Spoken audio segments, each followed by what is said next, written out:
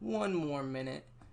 Like I said, just allowing people to flow in, especially after such a hectic day. I hope everybody was able to remain positive despite everything going on in the world, and it definitely was nice to kind of get my mind off of everything going on and just watch a good Suns dub. 6-2 on the season. It's been a really solid start. And yeah, did you see Bradley Beal put up 60? I did. In fact, I watched the entire fourth quarter while I was watching the beginning of the Suns game. He went really cold in the fourth, but apparently he was a fucking dog through the first three quarters. I'm definitely gonna have to watch the highlights of that game. And Bede looked dominant down the stretch. But we can go ahead and get into the Suns game now that people are starting to flow in. As I mentioned in my takeaway, I would say the player who most impressed me tonight was definitely Jay Crowder. I think Jay Crowder had a very solid game, even though he definitely maybe didn't do he maybe didn't continue the degree to which he was playing early on in the game. I'm sorry, I'm pulling up the box score really quickly. But Jay, 6-9 from three, it looks like. He was absolutely knocking down his shots, which was extremely crucial for our offense early on. I mentioned this in my takeaway, but one thing I really love to see out of this offense is the fact that when Jay or Mikhail or Cam are knocking down the threes, it opens up the driving lanes. And with D-Book being a very good playmaker, and then Chris Paul being one of the greatest playmakers of all times, one of the best passers of all times, when they have those very wide open driving lanes, it just allows them to get better passes. It allows them to suck in the defense, especially later on in the penetration, which leads to more open corner threes. Michelle Owens, thank you so much for the follow. I greatly appreciate it. But tonight, Jay was knocking down the threes, and we really saw that impact CP3's driving early on. There was one play, Eye of Hand, thank you so much for the follow. I greatly appreciate it. But there was one play early in the second quarter where CP3 drove into the lane and nobody stepped over to help him. And it's because Half Smile Music, thank you so much for the follow. I greatly appreciate it. I absolutely love doing these. But early in the second quarter, CP3 drove, and not a single person stepped over to help on his drive and stayed home. And that's because early on, Ayton was knocking down his shots in the perimeter, and Jay was knocking down the three at an extremely high rate. And whenever we have such great secondary ball movement out of the kick out, so CP3 drives, kicks it out, and then the ball continues to move, means that the entire three-point arc is a legitimate threat. And whenever you have a guy knocking him down like Jay was early in the first half tonight, it really makes it tough for teams to rotate onto us. Thank you for hopping on the stream. I appreciate it. Leaf Daniel 90, thank you so much for following. I definitely think there were several other really positive takeaways. I was really impressed. Like I mentioned, I'm just kind of going through my general thoughts for these takeaways. The CP3 to Ayton connection is really beginning to progress before our very eyes. I think there are a lot of instances in which early on in the season there were kind of these bumbled handoffs, bumbled short passes. CP3 wasn't fully confident in Ayton, and those little dump offs. And we're seeing those a lot more tonight. And we saw them a lot more last game than we have the rest of the season. And I really do think that is continuing to progress. Obviously, Ayton didn't have the offensive game that he had against the Nuggets or the Clippers. But I think that as that CP3 to Ayton connection continues to improve and that chemistry continues to build, I think Ayton is really going to take off on offense this season. He really didn't get the shots that I thought he deserved. I think that there were quite... thank you so much for the follow. I think there were quite a few instances in which Ayton was almost not passive, but wasn't demanding the ball to the degree that he should have for the entry passes. He's very good at getting the guy sealed. How do you vote in the poll? That is a fantastic question. I believe it is in my panels if you click on the left side if you're on your mobile phone. But Ayton absolutely needs to demand the ball more, especially on those entry passes. There were a couple instances of CP3 feeding him on those entry passes, and then Ayton went to just absolute work. His post feet work is looking absolutely elite, and I wish we would see it more in a higher volume throughout the games. I mean, we saw that against the Nuggets and we saw that against the Clippers. However, tonight we didn't fully utilize that. But in the same vein, I mean, he was running against a Baines and Alex Len lineup. So it's not necessarily like those are two small bodies that he can just absolutely dominate. But I definitely love to see not only the connection, the passing, CP3 feeding Ayton better, but Ayton is really rolling to the basket hard. I love that. I talked about this early on in the streams, but one of the things that I think has been such a significant improvement for Ayton that we can clearly see CP3's effect on him is how he is opening up towards the ball handler, but not just pivoting and opening up, but he is taking a fast, quick step off of that screen as soon as the guy is sealed behind him and running to the basket. He's rolling hard, and I absolutely love that out of Ayton, and I only think that connection will continue to improve. Although, of course, there will be the occasional off night, just like there is for any pick and roll duo. One of the things that I found really, really interesting was oftentimes tonight, oftentimes, Raps honestly, so I'm going to read the comments really quickly. Raps honestly played good. Siakam had Bridges' number for a while. Yes, he absolutely did. This was by far Siakam's best game of the year. I actually reviewed the Raptors versus Celtics game 2 days ago. On Monday, and he would look like a completely different player tonight. We will definitely touch on Mikhail's defense on Siakam later on. Kind of felt like we lost, but we won. Who are we? Yeah, I know. Isn't it absolutely amazing to have demoralizing losses, or demoralizing wins rather than just demoralizing losses like we've had over the last few seasons? Having a win that doesn't feel like a win is fucking great. Like, I know it's not great comparatively, but I would much rather be winning these games than blowing the lead like we would so consistently over the last 5 years. Demoralizing losses too. One of the things that I absolutely loved that I saw out of Ayton, which I also touched on my takeaways, is his rebounding. This is something that I've harped on many times. But if Ayton was a absolutely horrible offensive player and he was a horrible defensive player, he would still be somebody who had value to us on the floor because he's one of the best rebounders in the entire NBA. He had 11 rebounds at half, and he finished with 16. He is absolutely dominant on the boards. He's somebody who doesn't even necessarily need to box out to go get boards. He's just a absolute freak athlete who is fantastic at going and getting the ball at the peak.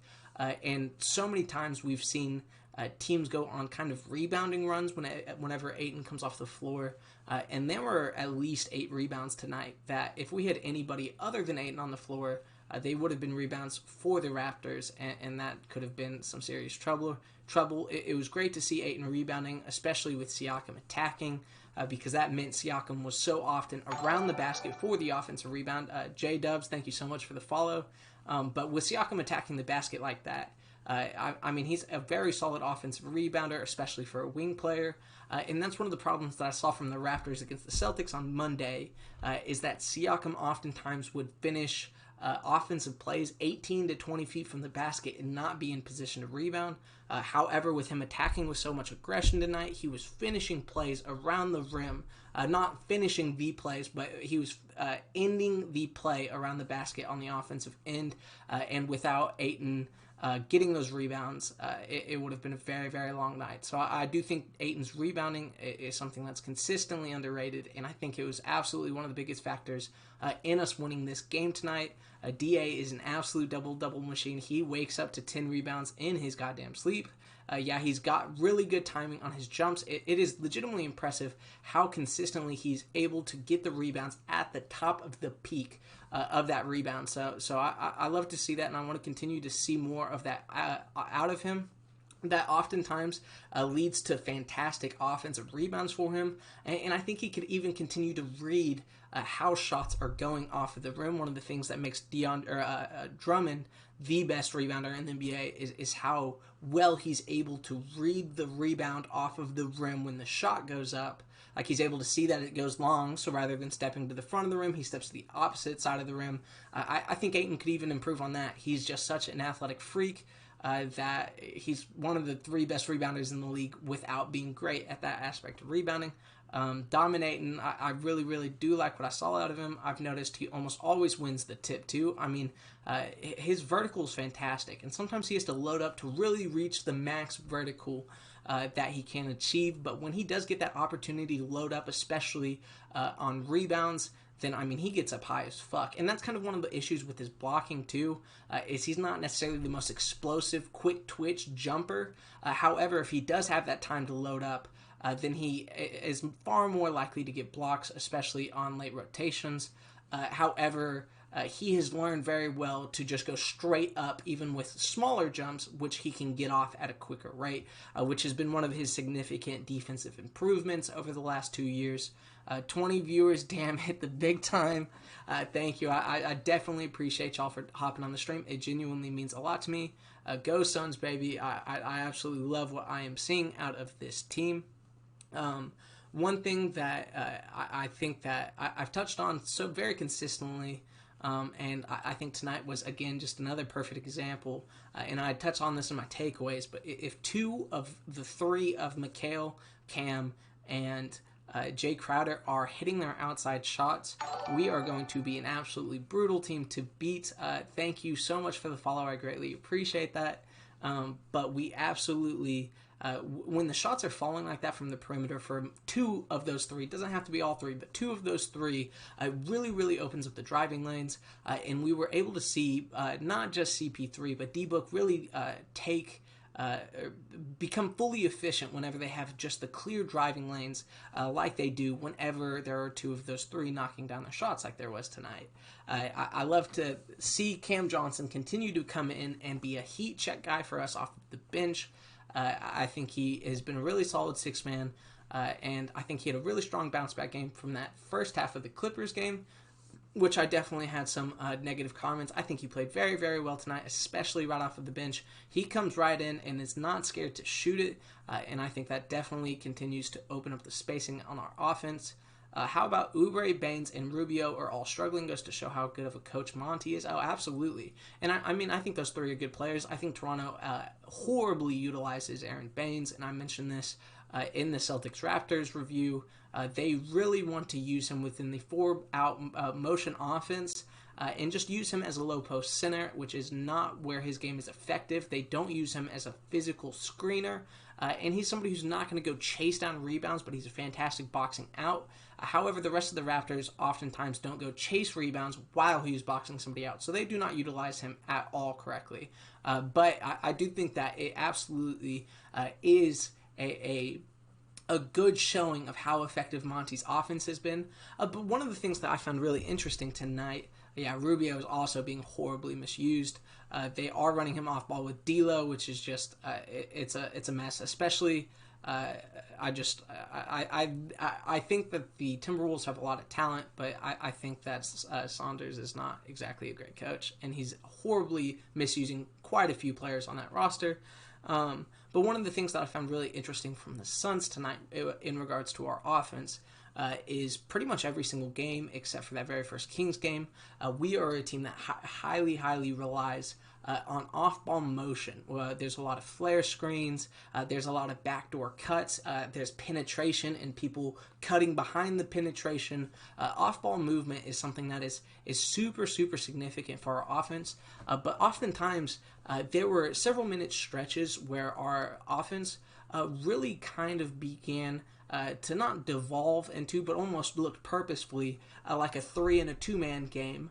And we saw a lot of the offense be initiated with CP3 and Ayton pick and rolls. Then CP3 would get into the middle of the defense, and then he would generate a look for somebody on the 3-man side, and then they would run a 3-man motion on the opposite side, which would lead to open 3-point shots, which is often how Jay got so many of his open 3-point looks.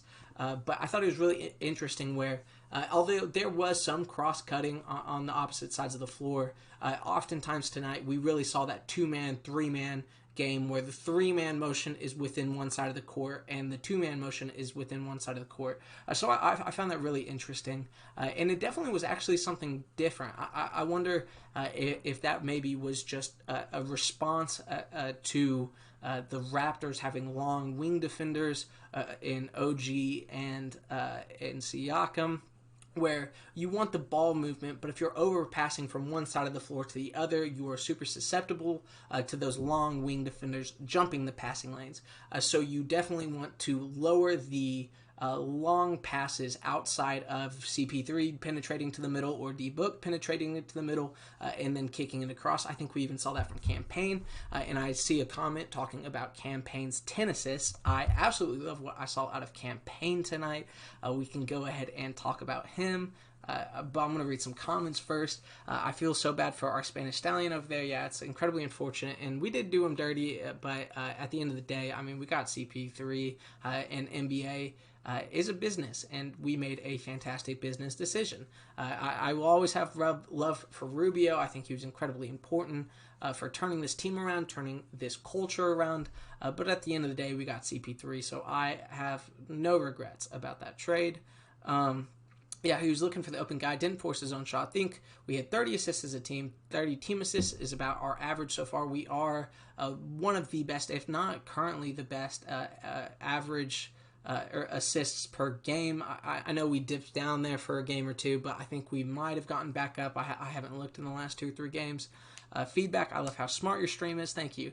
But it might be helpful to explain some of the high-level vocabulary you're using. Someone would have to be well-versed in basketball terminology to be able to follow everything you're saying. Haha. Okay, I'll definitely will do my absolute best to kind of simplify my vocabulary as well as explain things. A fun-ass offense to watch. I could not agree more, and it's one of those things where the motion offense, where you have so many guys who are off ball, do not have the ball, are moving and cutting, creates so many open looks. But tonight, like I said, it definitely had, there was still a significant amount of off ball motion within our offense. However, it wasn't that cross court kind of conglomeration where everybody is cutting everywhere on the floor, where you're cutting to the opposite corner.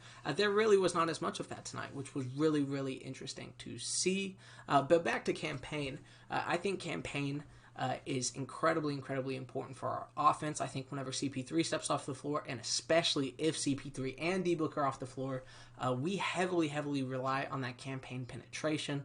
And we saw that tonight. Campaign continues to not only improve his finishing around the rim. He has a fantastic feel at finishing his little floater. He's got a nice array of layups and like reverse layups. And like I said, his floater game's strong. I just really like his finishing package.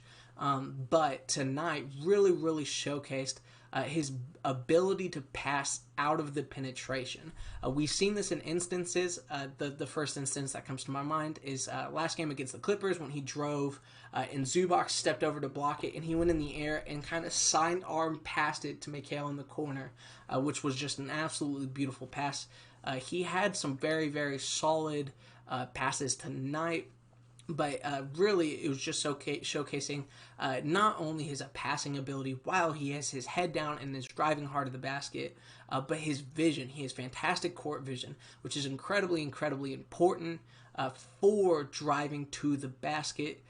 We definitely saw some instances where he was driving to the basket, he looked off a defender to the corner, and then kicked it to the wing player on the three-point line for the wide-open three. I love what I'm seeing out of him. I'm loving just the aggressiveness with the penetration, which, like I said, with that second unit, the off-ball movement kind of slows down.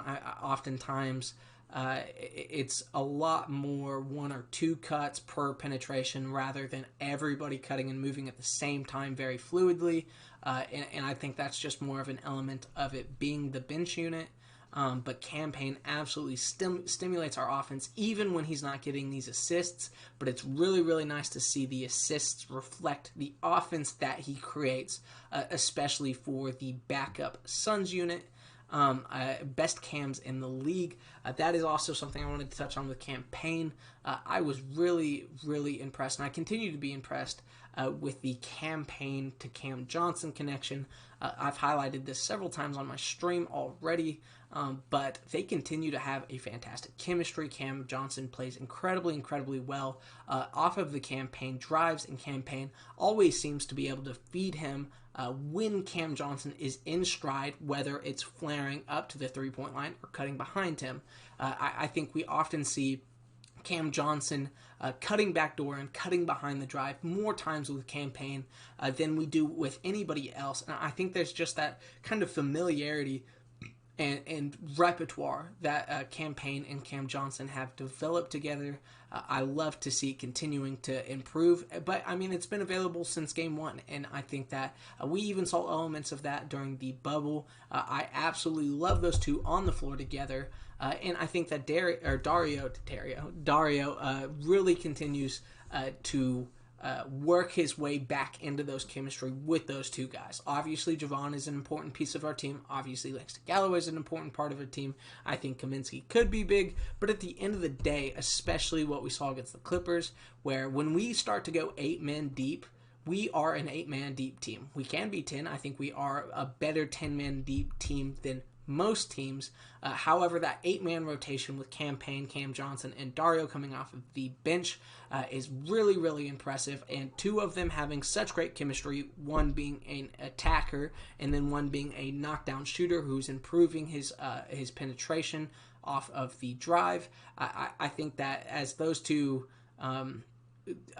oftentimes spark runs for these teams, for the Suns whenever they come off of the bench, and they continue to be an incredibly important piece. Both Cams played fantastic tonight, so I absolutely loved what I saw. Before the season started, I was a bit afraid of how the ball movement would stagnate when Payne would come in as opposed to CP3. His ability to keep the ball moving has really impressed me. Makes sense to me now why we didn't target a PG in the draft. I completely agree. I was a big Halliburton fan, and I was actually quite upset whenever we did not take Halliburton. And although I do feel reinforced in the fact that Tyrese Halliburton is a damn stud, I completely understand it at this point because campaign really is a reliable backup. I love his tenacity on defense. He puts a lot of effort in on defense. He has a long wingspan, which really allows him to get into steals and be a pesky defender on the dribble. We saw the stealing ability whenever he got that full court steal, I want to say early in the second quarter, which provided us on a run that we went on. I continue to be fully impressed with campaign's game. He's driving under control. He is fast as fuck, which allows him to drive whenever he wants. He has great finishing package. He knocks down his set catch and shoot threes, and his passing is incredibly underrated, especially if you're just looking at the box scores. He really does generate. Not only does he generate ball movement, but he's somebody who can capitalize upon the ball movement. So if he passes it and there's ball movement going on and we're passing around the perimeter and then he catches it, he's able to quickly attack off of that catch from the ball movement and capitalize upon the ball movement, whether it is finishing at the rim or passing it out for the assist like we saw tonight. So campaign, incredibly important for our offense. And like I said, I just absolutely love the chemistry with Cam Johnson. I think Cam Johnson had a really solid game tonight. Of course, I've said this just about every game. I would like to continue to see him be more aggressive on the boards. Like I mentioned in my takeaways with Ayton, we do rely incredibly heavily on Ayton to get rebounds. I think Jay does a fantastic job at those backside box outs, so putting a body on somebody whenever the shot goes up to make it easier to rebound for the team.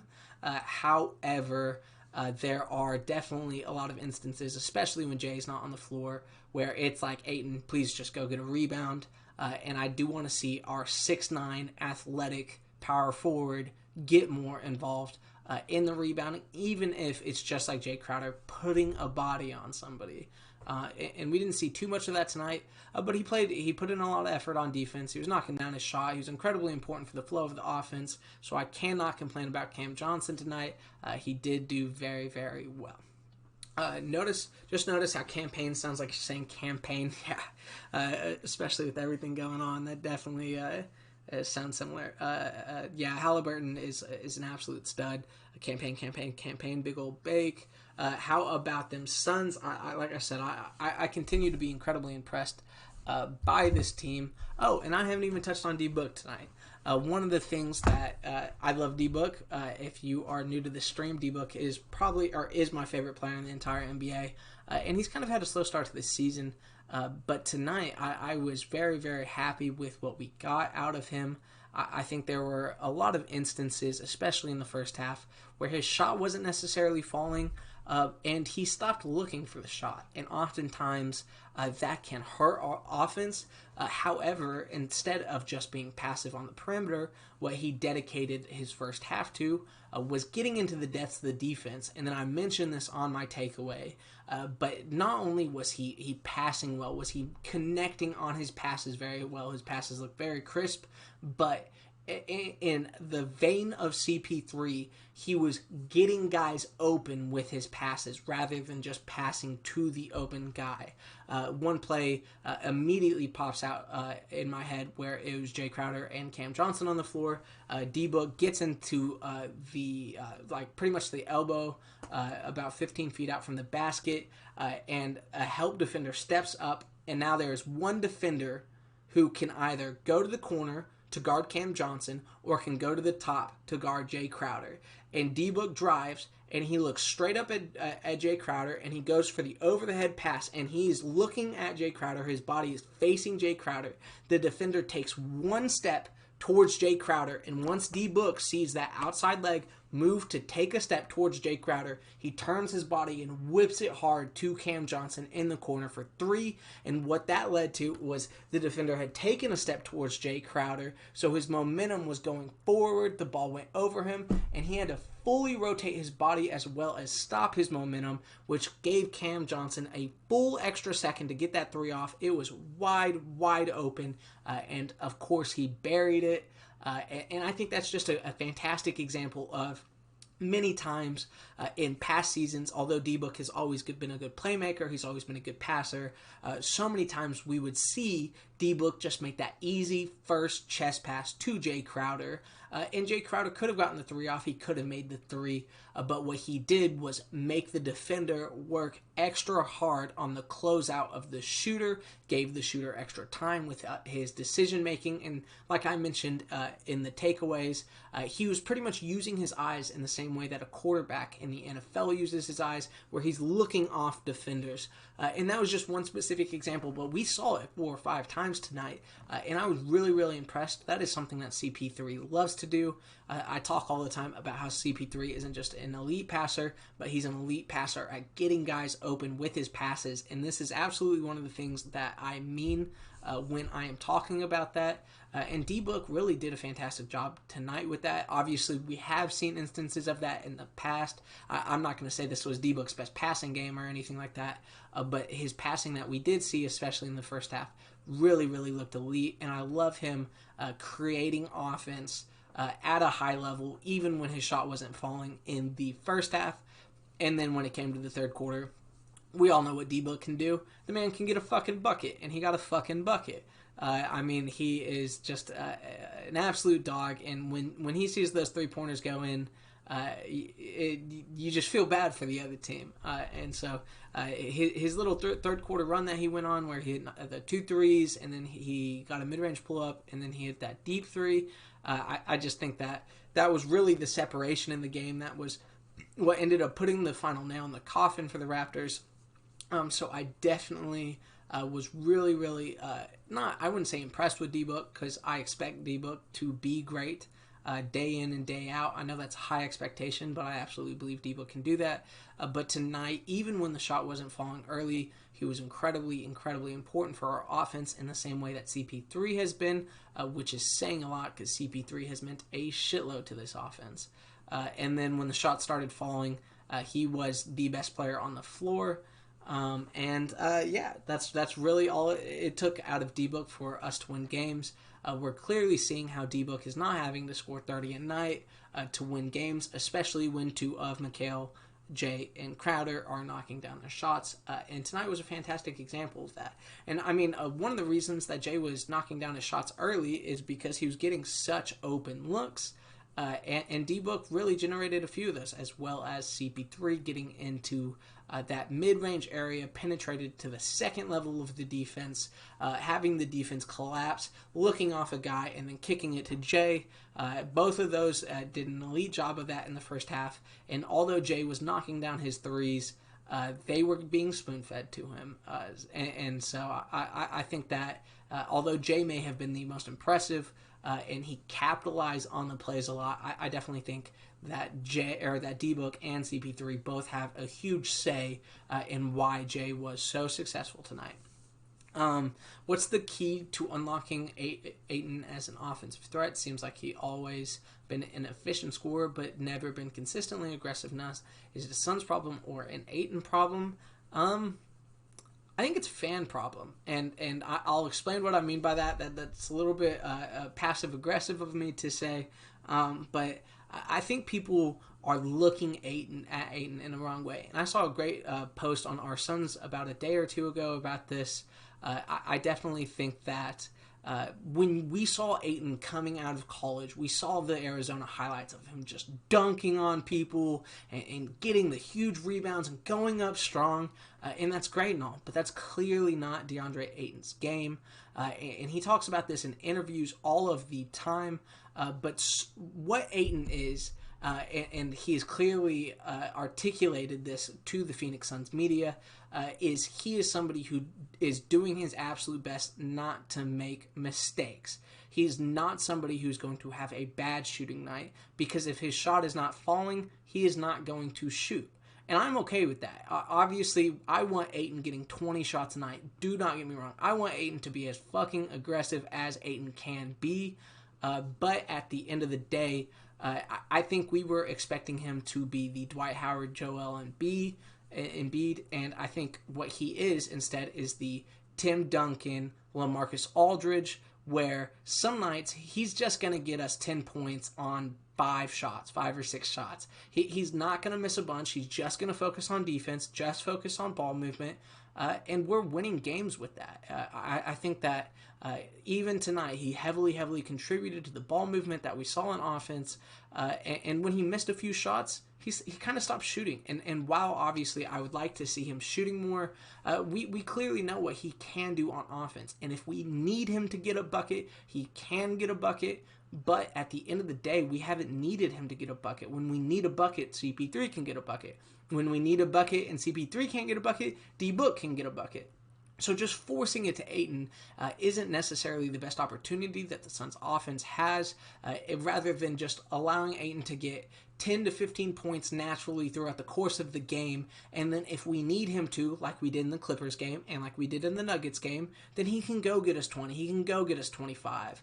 But if we do not need that, if our offense does not need that, he will not go for it. Rather, he's just going to be comfortable playing his game and not making mistakes, focusing on defense, focusing on rebounds, focusing on ball movement, and that's winning us games right now. And so I'm all on that. His defense is looking absolutely phenomenal. It definitely, tonight wasn't necessarily his best defensive game, but he still was probably our best defensive player tonight, especially with Siakam kind of shitting on Mikhail.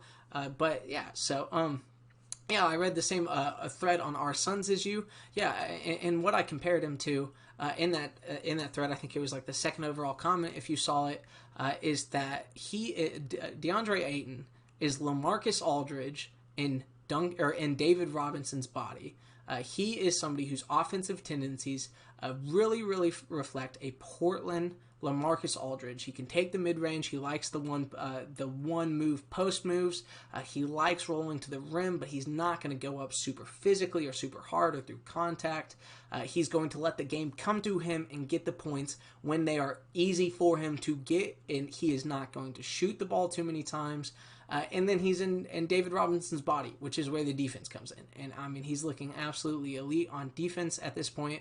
I think that it's too early on to declare him a top 5 defensive center, but I absolutely believe that he is maybe the best defensive center that is in that second tier. That top tier is obviously the Gobert, AD, Embiid, and Bam Adebayo. But if we're talking about defensive centers, I don't know if there's anybody in the entire NBA that I'd take next other than DeAndre Ayton. There are obviously a few guys that you can debate, but I think DeAndre Ayton is turned out to be a very, very solid defender, both in the post with contests and out on the perimeter. And he's focusing on that, and we need him to focus on that. We're relying on him to focus that with our early rotation defense. It's really, really helping us out on the perimeter. It's allowing us to contest a high volume of shots, but what that early rotation also does is it leaves room for a lot of penetration, which we saw out of Siakam tonight. And when there's high levels of penetration, we need Ayton there to contest the shots, and he has done an absolutely fantastic job at quelling the penetration and contesting at the rim, which has allowed our defense to be the 3rd net rating defense in the entire NBA. So I do think that obviously I do want to see more aggression out of Ayton. I'm not necessarily sure it's Ayton's fault or it's the Suns' fault. I just think that who he is as a player, we need to expect less Joel Embiid and maybe more Tim Duncan of just the consistent. He's going to do his job. He's going to do his job efficiently. And when we need him to get buckets, when our offensive stalls and we just need a bucket, he can be that guy. But he's not somebody who is just going to go out and drop 40 when we don't need him to drop 40. Although that is definitely going to take some time adjusting to for a lot of Suns fans who just want him to be the next Embiid, I am completely fine if he ends up being a 20 and 10 center on amazing defense and just doesn't make a lot of mistakes. I think that if that's what he ends up as, I am fucking perfectly okay with that, because Tim Duncan made a top 10 player of all time career off of doing just that. So, if he's contributing to the winning and that is what he's focused on at this point, fuck individual stats. I've seen great individual stats over the last 5 years from individual players. I could not give a fuck about that anymore. I want to see us winning, and he is helping us win, and that's really what matters right now. So I didn't want to attack you on that. I apologize. It's a great question, but that was something where I kind of wanted to address the entire Suns community on that, because there has been a lot of hostility about Ayton on some games, especially the first 3 games where he was averaging like 8 points a game. But he was playing fantastic defense, and he was playing mistake-free basketball. And if he's playing mistake-free basketball, he is who we entirely rely on rebounding, and he is the sole reason we're able to rotate early on defense, because he's able to contest the penetration at such a high level. Then that's all we need. If he can get us 20 a night on top of that, that's fucking amazing. But we don't necessarily need him to get 20 points a night, except on a few nights. We needed it in the Nuggets game, and he gave it to us. And then to come back in the Clippers game, we needed it, and he gave it to us. But we didn't need it tonight, and so he didn't give it to us. But I definitely want to. I liked Ayton's performance tonight, even though he just had 11 points and 16 rebounds or something along the lines. I haven't seen the box score in a minute.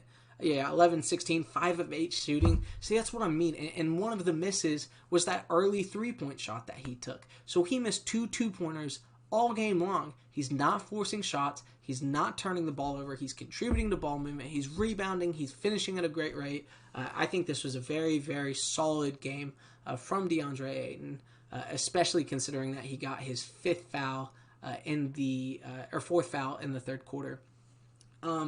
I definitely want to touch on Mikhail Bridges tonight.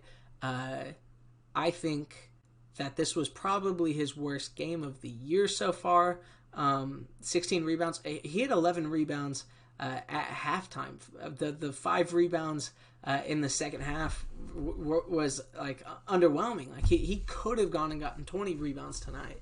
He didn't play as many minutes in the second half, but I mean, I absolutely, without a single doubt, and I would love to argue against anybody on this. If anybody argues against this, send them my way. Ayton's the top 3 rebounder in the entire NBA at this point, without a single doubt in my mind. He's the second best at offensive rebounds, and he's just absolutely dominant on the glass. So I love what I see out of Ayton, and I think he contributes to winning in so many ways outside of scoring points, but he can score points when we need him to. But, okay, back on to Mikhail. So I definitely was a little underwhelmed in Mikhail tonight. I think a large part of this is because the 2 early fouls that he picked up on Siakam. Siakam decided to have his best game of the year against us. But I can't say it's entirely too surprising because Siakam always does well against us. And the teams that Siakam does fantastic against are teams that do not have strong, long wing defenders.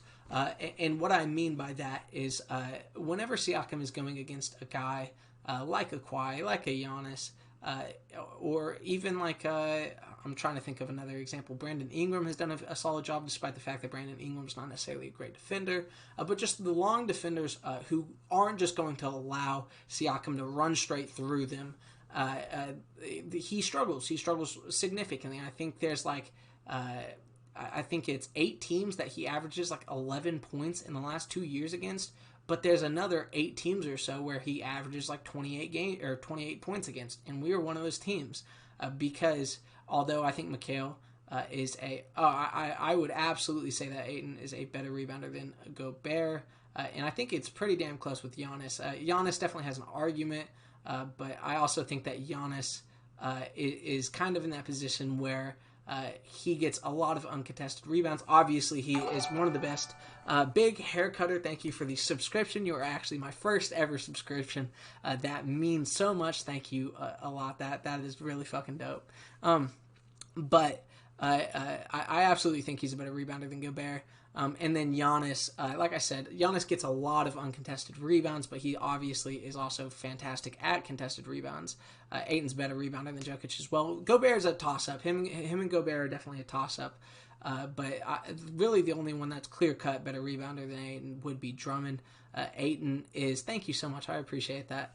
But I definitely think that Ayton is a better rebounder than Gobert. Gobert obviously is longer, but Ayton is better at attacking the boards at the top of the peak, and he's a far better offensive rebounder than Rudy Gobert. And I think that's really where Drummond shows up as the best rebounder. I think that offensive rebounders are really what differentiate a rebounder. A guy like, I'm not saying Russ is a bad rebounder. Russ is the greatest guard rebounder of all time, but he's guard.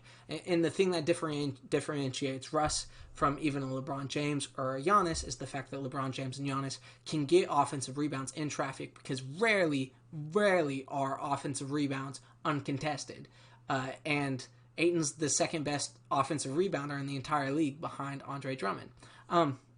But anyways, I digress. Going back to Mikhail. Mikhail with Siakam is... Adams would literally box him out for him to get the board. Yeah, there definitely was a lot of that. However, Russ is still, like I said, the best rebounding guard probably in NBA history. So I do not want to undermine Russ's rebounding. I do think that he's somebody who probably should have averaged 7, maybe 8 rebounds a game. I mean, every guard, Luka and Harden and Ben Simmons, they all get uncontested rebounds because their team clears out for the rebound so that they can bring the ball up the floor. That is a common thing in the NBA at this point. However, Russ is fantastic at getting contested rebounds, especially for a small guard. Anyways, he's a below average NBA player. He might be this season. Rondo is absolutely one of those. J. Kidd was a really good rebounder. Anyways, I do want to get back to the Suns game. I apologize. Kind of went on a tangent there. But Mikhail, yeah. So Mikhail kind of struggles, and I've mentioned this before. I think that Mikhail might be a top 3 perimeter offense defender, and allow me to clarify that statement. I think Mikhail when a player is going east to west and making offensive moves, Mikhail is absolutely one of the top 3 or 4 perimeter defenders. He is somebody who a move is not going to shake him left or right. He's not going to get beat left or right on a screen, on a hedge. He does a fantastic job at bodying up on dribblers. That is where he is absolutely elite on defense, and I will not hear anything else. He is pushing all NBA all defense, all NBA, all defense on the perimeter. However, his weak point on defense is with strong, physical penetrators, guys who really are able to just lower their shoulder and get into the paint. We saw this with Luka. We saw it a little bit with Paul Millsap. And tonight we saw it heavily with Siakam, where Mikhail's just too skinny at this point. I think for him, I think he's one of those guys who will absolutely deserve maybe a second-team All-NBA, and if not second-team All-NBA, he'll be one of the first out. But for him to really take that next step, to really certify him as one of the 4 or 5 best defenders in the entire NBA, he's going to have to bulk up. Because he gets bodied on these really physical drives, and we saw it a lot with Siakam tonight, where Siakam is not somebody who's going to break you down with the dribble. Bill Haverchuck, thank you so much for the follow. I greatly appreciate that. But Siakam's not somebody who's going to break you down with the dribble. He's not somebody who's going east to west. He is lowering his shoulder, and then once he gets on the drive, he's doing his little Euro step, he's pivoting, or he's spinning. He is like 3 moves, and the problem with Mikhail defending Siakam is when Siakam would lower that shoulder going into Mikhail's body, Mikhail would go backwards. He's not going into the defender, but rather is allowing Siakam to move him with his shoulder. And once Mikhail gets put on his heels on penetration against a physical body, it's hard as fuck to recover, and he will not become a better defender in those specific situations until he bodies up and can't be moved so easily by those physical drivers. So many times tonight, Mikhail would get beat shoulder to shoulder. Siakam would drive through his shoulder. Mikhail would be on the hip going backwards. Siakam would pin him. Ayton would step up. He would do his little spin move, or Saric would step up and he would do his little spin move. And all of a sudden, he's 5 feet from the basket, face up with a slight contest, or he's feeding it to the corners, which he absolutely loves, and the Raptors absolutely utilize. There were the 2 straight possessions where OG hit back-to-back threes off of the Siakam drives. And Siakam really killed us on that tonight. And it's Siakam is one of those interesting guys where what we've seen is when we get those wing players who are really physical on the drives, what do? We throw Jay Crowder on them. And Jay Crowder, I mean, he's made the... okay, they're just talking about Russell Westbrook in my chat, I guess. But Jay Crowder has done a really solid job with physical drivers so far this year. When Mikhail had the 2 or 3 possessions in the Nuggets game where Paul Millsap was just getting into his body and getting into the lane, we ended up switching Jay onto Paul Millsap, and Jay did an elite job at stopping the bleeding there. Jay did an amazing job on Zion. Jay also did a really solid on Marvin Bagley. He is somebody who, when it comes to somebody who's going to try to back him down, try to just go through him with their shoulder, he is somebody who can stand his ground. He's thick enough, he's strong enough that he can maintain the physicality on those drives, and that is huge. However, he's not very big. He's not very tall. He's not very lengthy. And so Siakam just had a significant reach advantage. And one of the things that I talked about during the Raptors versus Celtics game is that it's really interesting to see the difference in the Raptors defense whenever Siakam is backing down from 18 feet versus when he's straight line driving forward, when he's driving, penetrating at the basket. And tonight, there were often times where Mikhail was getting back down to Siakam. Siakam would turn. He'd be physical at the shoulder, and there's nothing that Mikhail could do. However, what we saw with Jay is Siakam would kind of... Bill Haverchuck, thank you so much for the subscriber. 2 subscribers tonight. That is fucking dope. That is fucking dope. Thank y'all so much for the subscriptions. That is really dope. So what we saw from Siakam once Jay moved on to him, is Siakam would take wider paths to the basket rather than these straight line drives. And what that would allow him to do is get into the paint about 8 to 9 feet out rather than attacking the basket specifically. He was just trying to get to the middle of the lane. And then once he got there, he was just full extension, like those little shot hook where it's not quite jump hooks, but it's not quite push shots either. Just those little kind of floaters, I guess you want to call them. They're kind of in between of the jump hook and a push shot. But he was just doing that over Jay, and Jay had no answer to that. Just because he did not have the length to stop Siakam, and Siakam's fast enough where he could get into the middle of the lane about 8 feet out.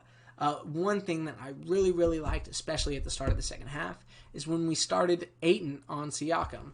Obviously, we run into problems there where with the lineup that we ran, Jay Crowder was having to defend the centers, which is questionable. But I would love to see against a Siakam, against a Giannis, and we even saw it against Zion, where we run Saric or Kaminsky at center, allow them to body up against the Steven Adams, against the Alex Lenz, against the Aaron Baineses, or against the Brook Lopez's, and allow Ayton to defend the perimeter against Siakam and Giannis. I think Ayton did a fantastic job, even when in the third quarter when he would get switched out onto Siakam. I think Ayton is fantastic defender against those kinds of molds of player. I mean, we saw it in his rookie year against Giannis. We saw it against Zion a few games ago. And we saw it in small bursts against Siakam this game. However, in pretty much every possession that Ayton was not guarding Siakam, Siakam was killing us on the drive. And it was... they're just talking about Raw NATO. It's Carbella. Thank you for hopping on the stream. I greatly, greatly appreciate it. I'll get to Jalen Green here in a minute. I definitely want to finish up my Suns takes first. But I definitely, with one of the problems with the early rotation defense that the Suns run, is the fact that it's susceptible to penetration, like I've talked about before. And one of the things that we saw tonight was Siakam was really damaging us on the penetration against Mikhail and against Jay Crowder. And when they're getting that penetration and our defense begins to clap, we stop that early rotation. They start to get more three-point shots, which is what we saw in the fourth quarter, in which was really what allowed them to go on that run to make it a game at the end of the fourth quarter. So it'll be really interesting, especially whenever we play the Bucks. I'm really, really curious how we're going to defend Giannis. I know Jay did a fantastic job against Giannis in the postseason for the Heat. He was actually Giannis's primary defender. He defended Giannis more than anybody else did in the Heat. I found that to be a really interesting statistic. However, with the Heat, they formed a fucking wall. And Jay was just the primary defender. And I'm really interested to see if the Suns fully commit to building the wall against Giannis drives. Because if we do that, it totally changes up the system of early rotations, defending the perimeter. So I think it'll be interesting to see how the Suns adjust to Giannis. I think Siakam, the game that we just saw from Siakam, is a terrible forewarning for the Bucks game. I am very scared that Giannis is going to fucking kill us based off of what I saw tonight. I mean, Siakam is having a horrible season, and he was getting what he wanted at the rim whenever he wanted it, whenever he was not being defended by a guy named DeAndre Ayton. They are just talking in my chat. I think I've touched on just about everybody. I'm going to go ahead and check the stat lines of players, just make sure that there's nobody that I've just completely forgot. Chris Paul tonight, he continues to be elite at generating offense for us, even when the shot isn't falling. And goddamn, is that mid-range shot beautiful. And the way he utilizes it with those little side steps only will continue to open up Ayton in the post. Early on in the game, I think he hit 2 mid-ranges, and then he did that little side step for the mid-range, and the guy stepped up, and he did that little low pass to Ayton in the post for the easy bucket. I love what CP3 does with the looking defenders off. I love what he does with passing guys open, especially when attacking from the opposite wing and kicking it to the opposite corner. So like attacking from the left wing and then kicking it to the right corner. We've continued to see that throughout the season, and CP3 is fucking elite at it, and our ball movement looks fucking great when CP3 is on the floor. So even whenever he's not having a high-scoring night like tonight, he continues to be easily one of the most impressive defenders on our team, or offensive players on our team. And he just Campaign did a fantastic job with ball movement tonight. He did a fantastic job at passing. But there's a very, very clear difference when CP3 is on the floor with the ball movement and the off-ball motion versus when Campaign is on the floor. When Campaign is on the floor, there are some off-ball motions, but it's primarily a specific motion. There's a flare screen on the backside, and his side wing cuts to the corner.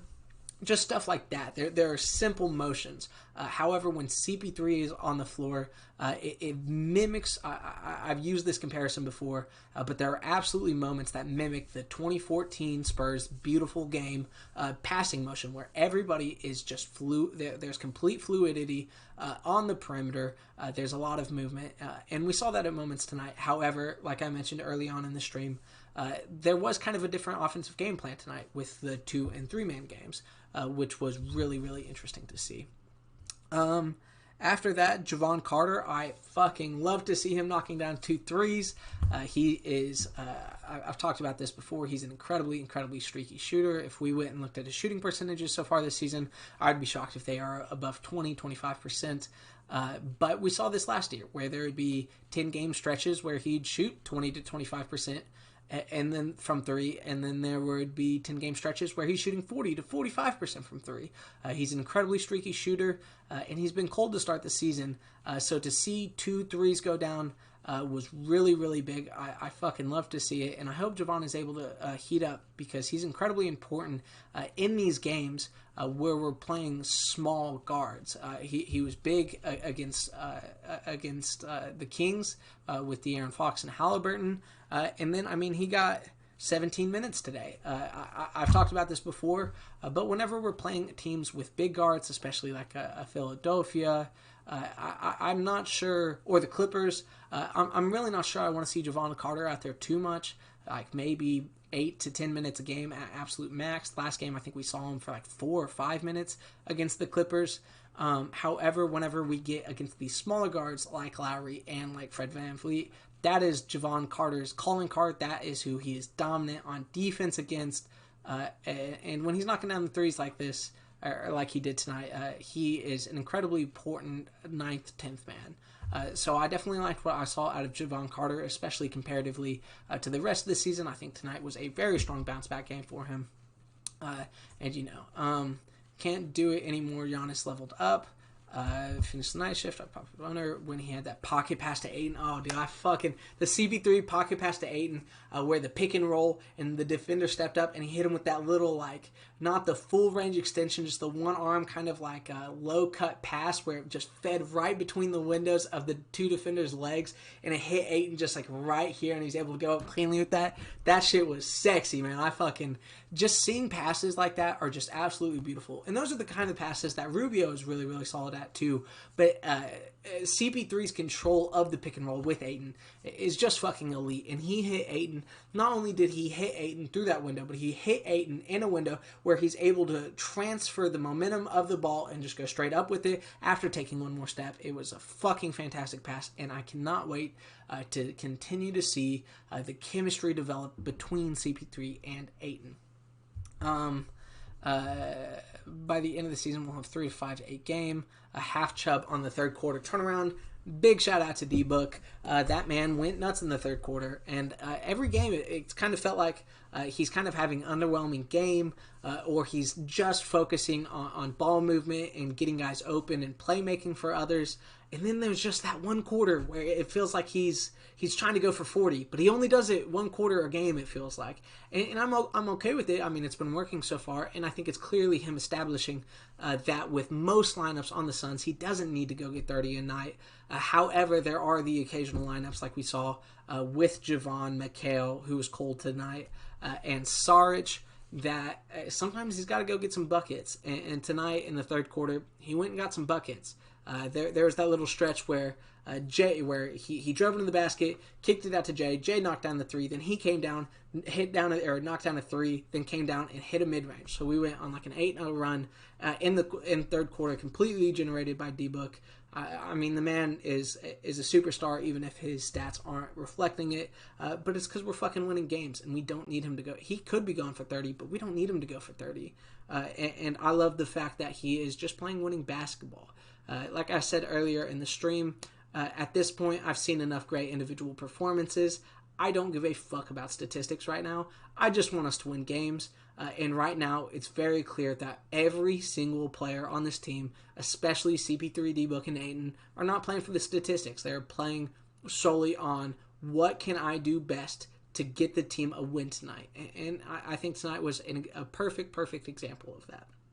Dario Saric had a really solid game tonight. He actually started a little bit cold, and I was a little bit worried. He had 2 blown layups. He turned it over early, but he really found his shot. And I think when Dario is finishing plays, when he's knocking down his threes, I wonder what he finished from 3, 2 of 3 from 3. When he's knocking those down, the pick and pop with Campaign looked absolutely fantastic tonight. And when he's picking and popping, he has excellent feet work within the post, so the pick and roll becomes even that much more dangerous. I love... my favorite thing about Dario is his little, where if he catches it 15 feet and then he drives once or takes 1 or 2 dribbles inside, and he does those pump fakes. And if he gets the guy in the air, it's not that he's just pump faking and then going up over them. It's the pump fake and then the feet work immediately after the pump fake to not just go for a shot while the guy is coming down, but he creates opportunities while that guy is coming straight down. So he just gets wide open layups, and I fucking love that. We saw that at one point in the third quarter where he drove, pump faked, Alex Lim went up, and then he spun off the back foot, and next thing you know, it's a reverse layup just fucking wide open on the other side of the rim. I think that is an incredibly underrated part of Dario's game. I think there are a few instances tonight where we're kind of relying on him to dribble a little more than we necessarily should. I don't think he's a bad dribbler, but I think he's much better at either straight line dribbling or back to the basket dribbling. And there are a few instances in which there are 6 or 7 seconds left on the shot clock, and we were kind of asking him to create a little bit. And I don't think that he's necessarily best in those situations unless if he's creating for others. Tonight he was primarily a play finisher. But at the end of the day, he shot 6 of 11, 2 of 3. From 3, he finished plays at an elite level. And like I said, when it comes to playoff time, or like we saw against the Clippers, where it's just a tough game and we really want to win it, when we go to that 8-man rotation of our 5 starters, Cam Johnson, Campaign, and Dario, it's looking fucking excellent. And if Dario can continue to play like this, like he did tonight, the bench squad is going to be fucking tough to beat. I love the energy that they bring. I love the offense that Cam Payne can create, especially in relation to Cam Johnson, who is a fucking knockdown shooter. And then, if Dario is finishing his plays, if he's rebounding well, then that's all we need from him. And he has done that very, very solidly, especially compared to the few minutes that Damian Jones was playing early in the season. And fucking God, am I so happy that I'm not having to watch Damian Jones play a single minute anymore. Dario is a million times better than him. So at the end of the day, I'm super happy that Dario is back, that he is looking healthy.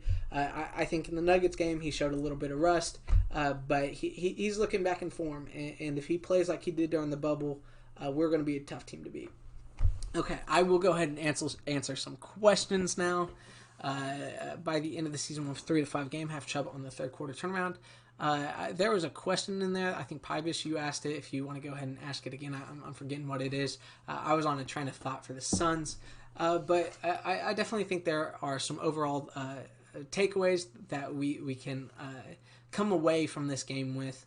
One is that we kind of had an offensive mobility where we didn't just stick to the primary off-ball motion offense, but we did kind of switch it up a little bit. We relied heavily at times on that CP3 and Ayton pick and roll, not to create looks for either of them, but to generate offense for the rest of the teammates. Like CP3 and Ayton would do the pick and roll. CP3 would drive to the middle of the floor. The defender would sink. A help defender would step off. CP3 kicks it to the other floor, or to the opposite center.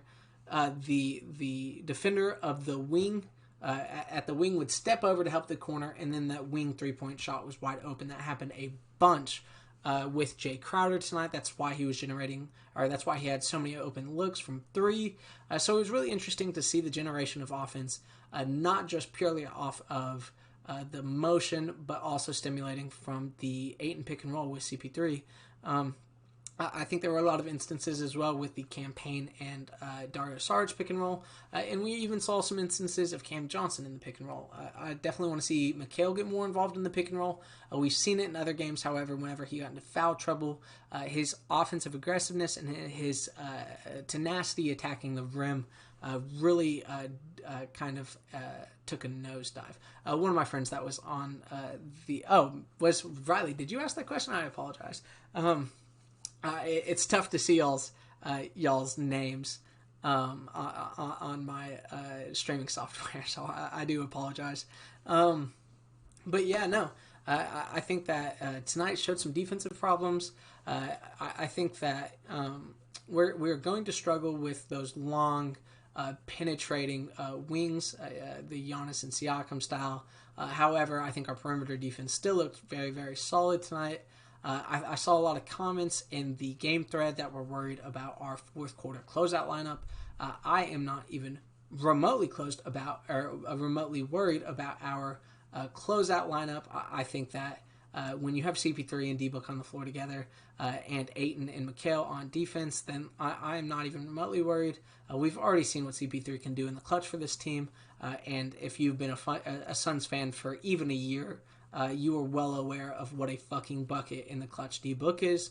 I do understand the worries just based off of tonight. I think tonight the offense really stalled, and we were kind of reliant on just pure offensive creation out of CP3 and D-Book down the line. I want to see them be clutch, but I want to see them be clutch within the ball motion of the offense, within the ball movement of the offense, rather than isolating on the wing and just trying to beat your guy one-on-one. I think they can do that, but I don't think it's the most effective shots, and I think that showed tonight.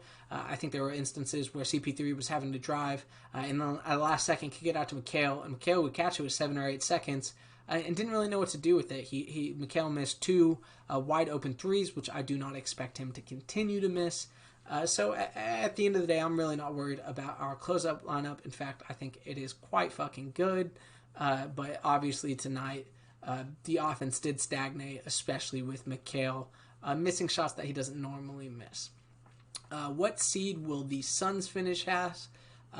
If I had to guess, it's tough, man. It really is tough. If I think we were to stay perfectly healthy, I'd probably guess about the 4 seed, the 4 or 5 seed. However, with CP3, with Ayton, Jay, I just think that there will be missed games throughout the course of the season. And I think when CP3 goes down, although Campaign can step into that starting point guard role, I do think that'll negatively affect our offense. Even though I have so much faith in Cam, I think he's a fantastic first guard off the bench.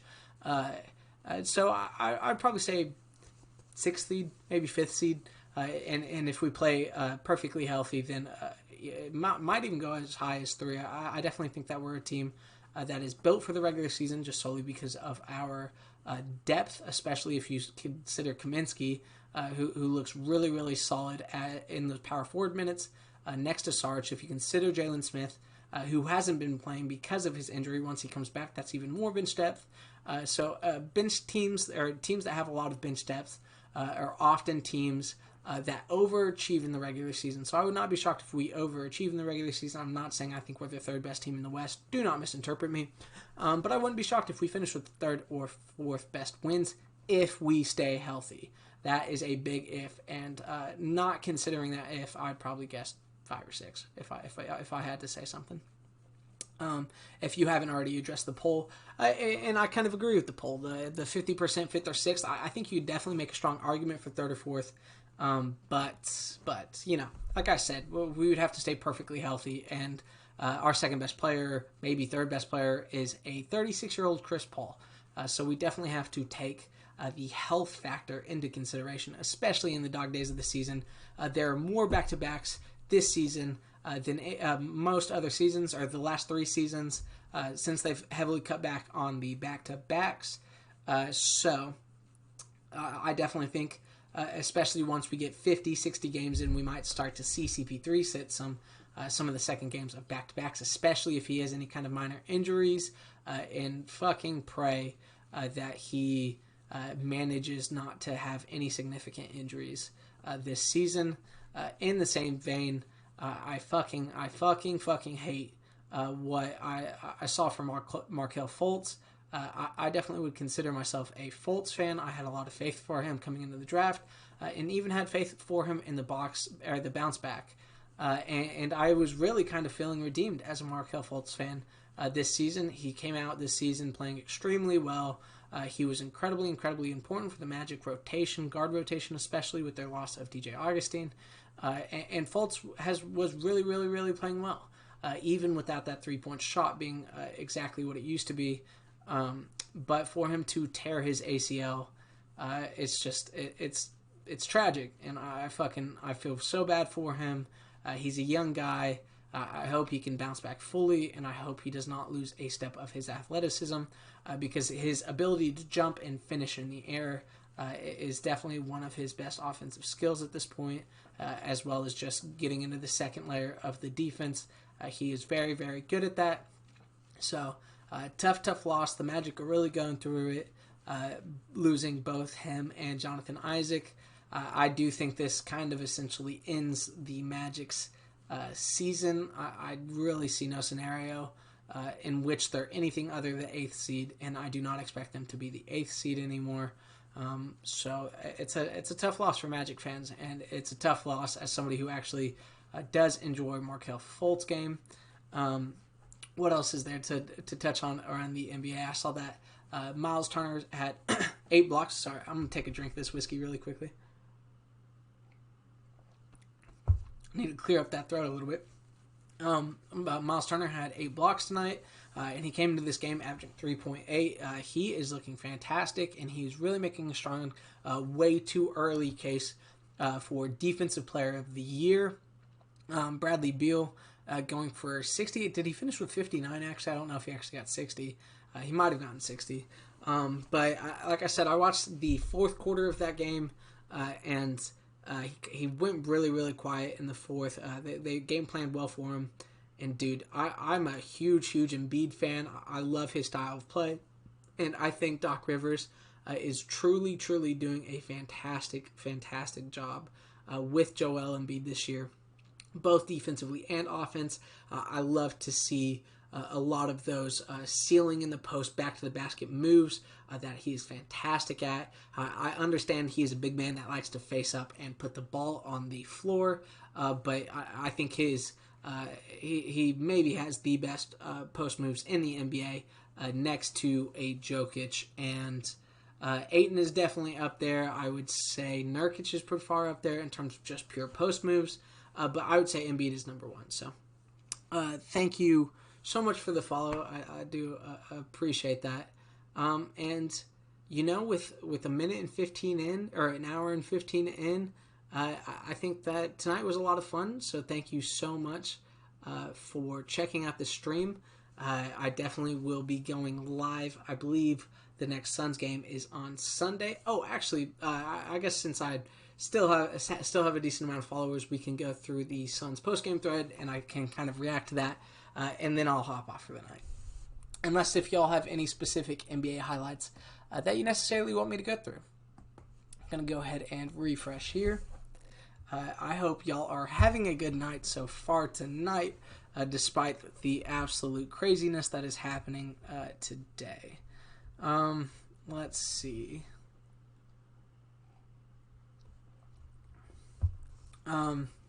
That one-game losing streak felt entirely too long. It definitely didn't help that, I didn't even read that. It doesn't help that we had to wait 2 days.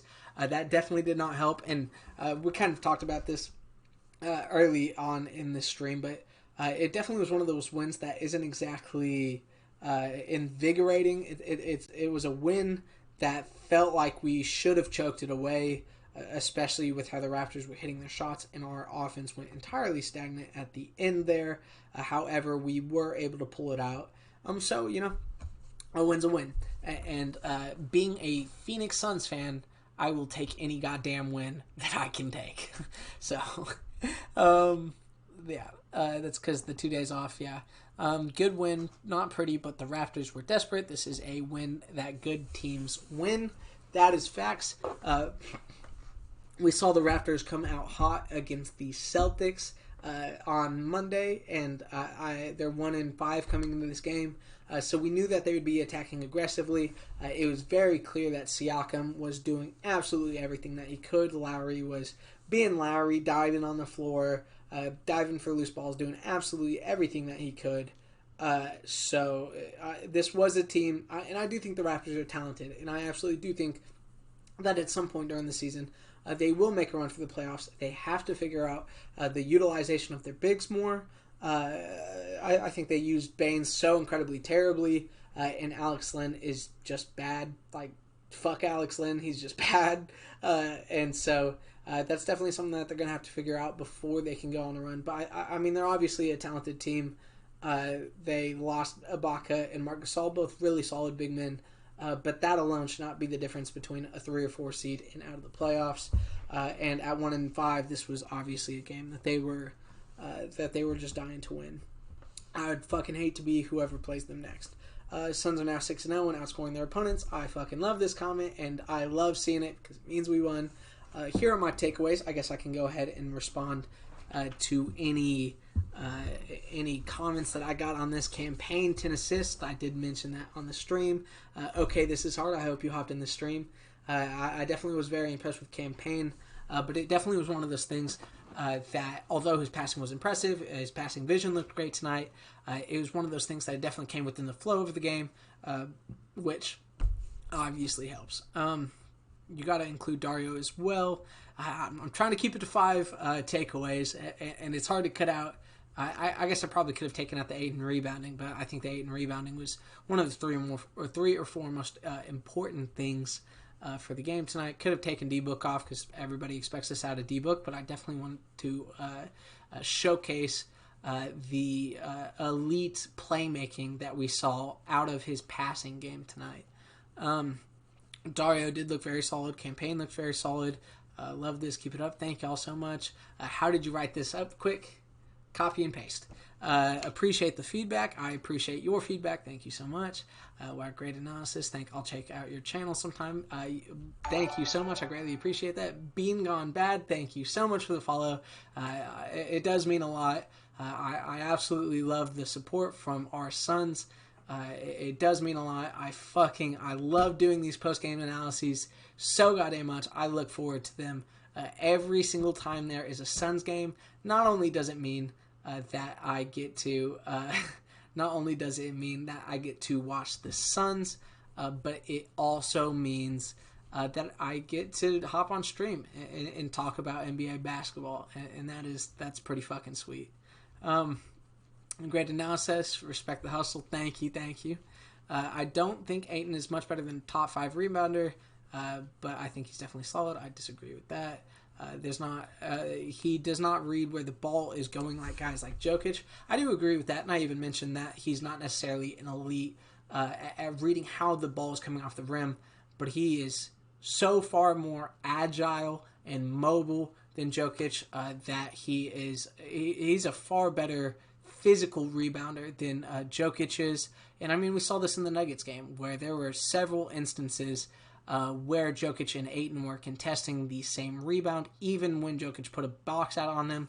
There was one instance late in the third quarter where Jokic put a box out on him. Ayton spun out of it while the shot was going up, went up and got it over Jokic while not going over his back. And I think that play perfectly personified why, even though Jokic is a good ball hunter, there can be games where he can get 20 rebounds. He's a very good rebounder. Do not get me wrong.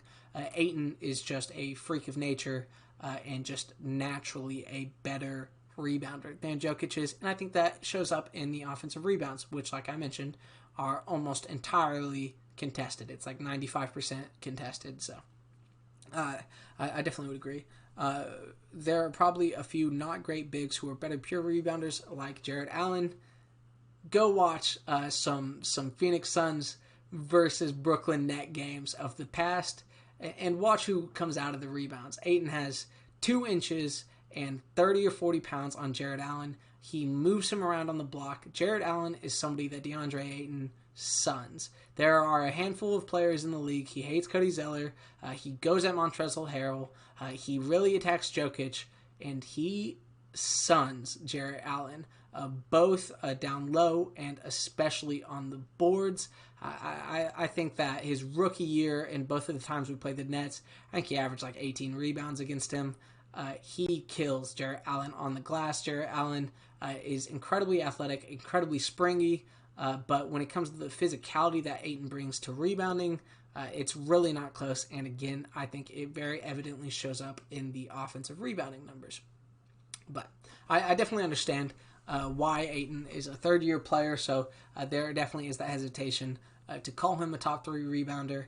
I do think Gobert has an argument over him, but I think the only 2 people that you can tell me, or the only person you can tell me is a better rebounder than Ayton is Andre Drummond. Andre Drummond is one of the best rebounders in NBA history, and then you could argue Giannis, and I'll definitely listen to you. And if you say Rudy Gobert, sure, like that's a fair argument. I don't agree with the Rudy Gobert, and I think the Giannis is contestable. But other than that, I've definitely considered Tristan Thompson's up there. He's one of the best offensive rebounders in the entire NBA. They both averaged 3.9 offensive rebounds last year, him and Ayton. So Tristan Thompson does have an argument. However, Tristan Thompson does not get the defensive rebounds, but that can also be attributable to just the lack of minutes. Clint Capella has an argument, but Ayton has such a significant size advantage over Capella that it's not much of an argument. Jared Allen, I know I'm forgetting a few guys, but at the end of the day, I absolutely believe Ayton is a top 3 rebounder. Fox Sports AZ really needs to unplug the aux cord. That's facts. That's fucking facts. DA was on those boards tonight. Absolutely true. Baines looks terrible on the Raptors. They're utilizing him absolutely poorly. We all wondered what would happen when Ayton is held to CP3 standards, and he has stepped up big time. Dude is earning respect from his teammates, and you can tell that the Suns teammates are absolutely appreciative of the Tim Duncan mentality that he is bringing to the Suns. I'm not going to make mistakes. I am only going to contribute in positive ways, especially in ways that the Suns team needs me to contribute. And he's contributing in those ways, especially on the boards and on defense, as well as contributing to ball movement. The Ayton as a defensive anchor has been outstanding. Seems to be better at playmaking too. Boom. Not the best revenge game for Baines. Again, they just utilize him incredibly poorly. He's a player who relies on his physicality to be extremely effective, especially with the screen assists, and they are using him for essentially no screens. He is running no pick and rolls, no pick and pops, and his development of his pick and pop game, which is what really made him effective on the Phoenix Suns, and he's getting none of that in the 4-out motion offense that the Toronto Raptors run. They're using him as a offensive post anchor, and it's a horrible decision. And I think that Nick Nurse is a good enough coach that they will adjust to utilize Baines' offensive tendencies and abilities without necessarily having to change everything within their offense. Let's play a game. Every time Ayton is open and no one passes the ball, take a shot. I am not responsible for any deaths. There definitely were some instances in which he could have been fed, but I do love the fact that CP3 continues to feed him in the post. Raptors deserve that 1-6. Holy shit, they're hard to watch. They're hard to watch a little bit. Whenever they played the Celtics, Fred VanVleet got really, really hot. He was like 35 points and 8 rebounds on some crazy 3-point shooting percentage. So they're a lot of fun whenever the 3-point shot is falling. But when it's not, like it wasn't in the second half against the Celtics, it is tough to watch. Is Jay Crowder the best shooter in the NBA? Big W Arbridge was key. Absolutely, I agree. Cam Johnson, Cam Payne, Darius Saric, and even Javon knocking down the threes, all big. So yeah, tonight was a lot of fun. Like I said, I absolutely love doing these streams. Thank you so much for checking out the stream and viewing, especially to all of y'all that made it all the way through for the hour and 26 minutes that I was live. Thank you so much to everybody who's active in the chat. I absolutely love that. It's very easily to stimulate conversation whenever people are active in the chat, so I absolutely appreciate that. again, thank you so much to everybody that hopped on the stream, and I will see y'all on Friday.